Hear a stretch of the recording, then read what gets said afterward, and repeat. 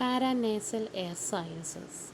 You can see in this picture there are four sinuses: frontal air sinus, ethmoid sinus, maxillary sinus, sphenoid sinus. We can say it also like frontal air sinus, ethmoidal air sinuses, maxillary air sinus, sphenoidal air sinus. And these sinuses are air filled cavities which is seen on the skull bones, four bones which is seen on the skull. Okay, you can see in this diagram the sinuses and the air cavity inside that bone, and these bones are frontal bone, ethmoidal bone, maxillary bone, and sphenoid bone. And here you can see the space filling the sinus, fluid filling the cavity in one of the maxillary sinus here.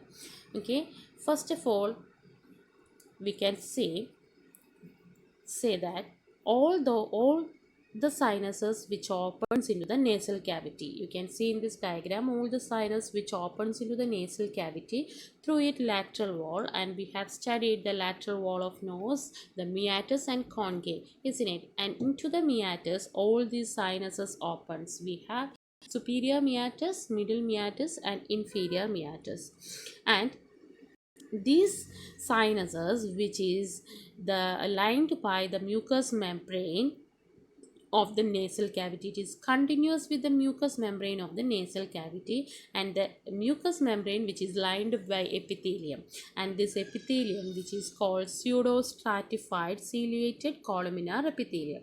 And in at birth the sinuses are absent, and when they attain full size only after puberty.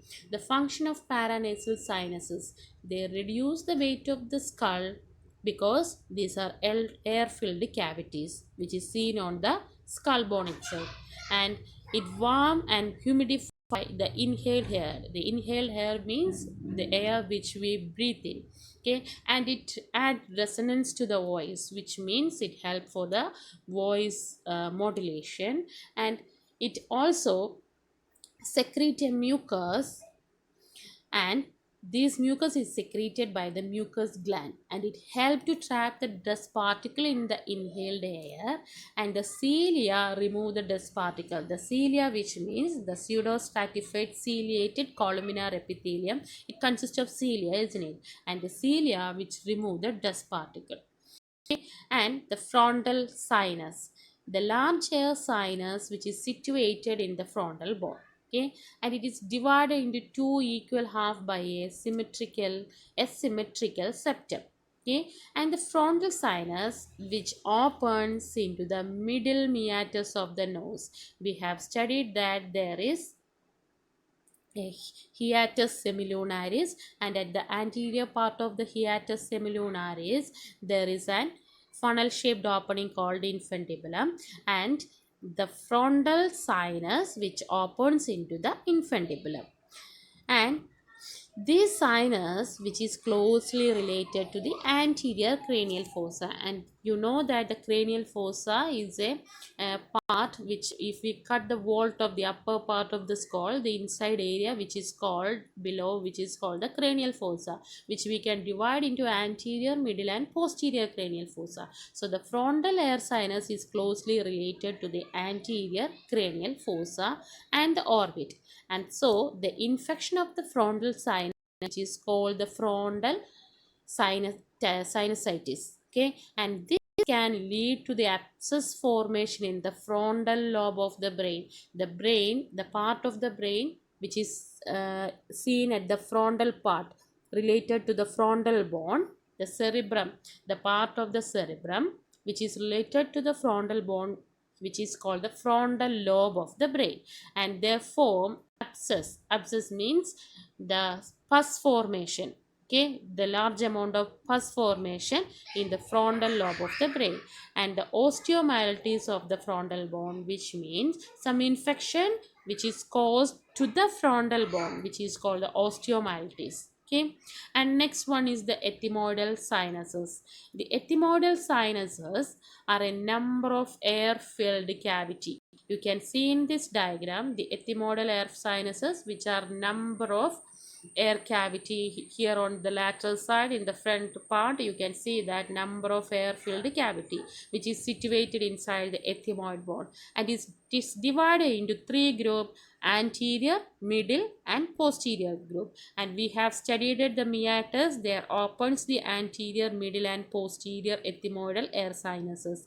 The anterior group of the sinus which opens into the middle part of the hiatus semilunaris, and the middle groove which open to the surface of bulla ethmodalis, and the posterior groove which opens into the superior meatus. Okay, next one is the maxillary sinus, which is the largest of the air sinus.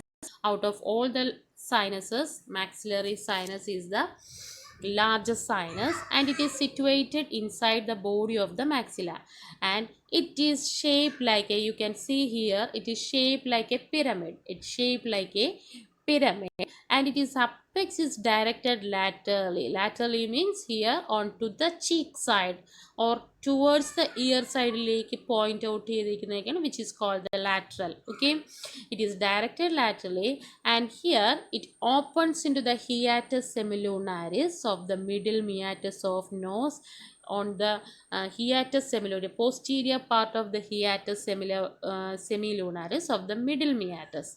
Okay, and this opening lies at the higher level than the floor of the sinus. You can see in this picture, it you can see in this picture, the open lie at a higher level than the floor of sinus. Hence, the fluid tend to collect in the sinus.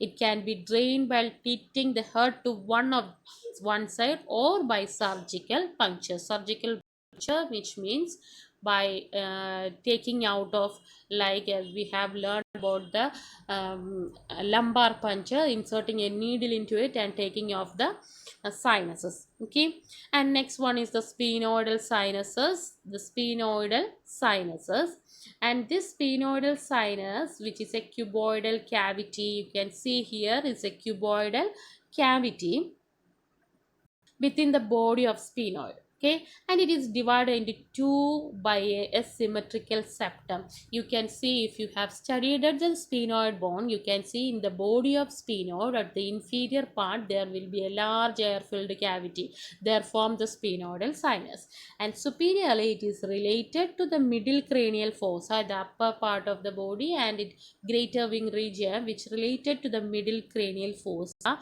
and in the upper part of the body of sphenoid there is a fossa which is called the pituitary hypophyseal fossa. They are largest the pituitary gland, and laterally it is related to the cavernous sinus, and here they are also related to the internal carotid artery and the abducens nerve, and this sinus opens into the sphenoethmoidal recess of nasal cavity. And yesterday you have studied the sphenoethmoidal recess of nasal cavity, and it opens, the sphenoidal sinus opens into the sphenoidal ethmoidal recess, which is a triangular space just above the superior meatus of the lateral wall of the nose.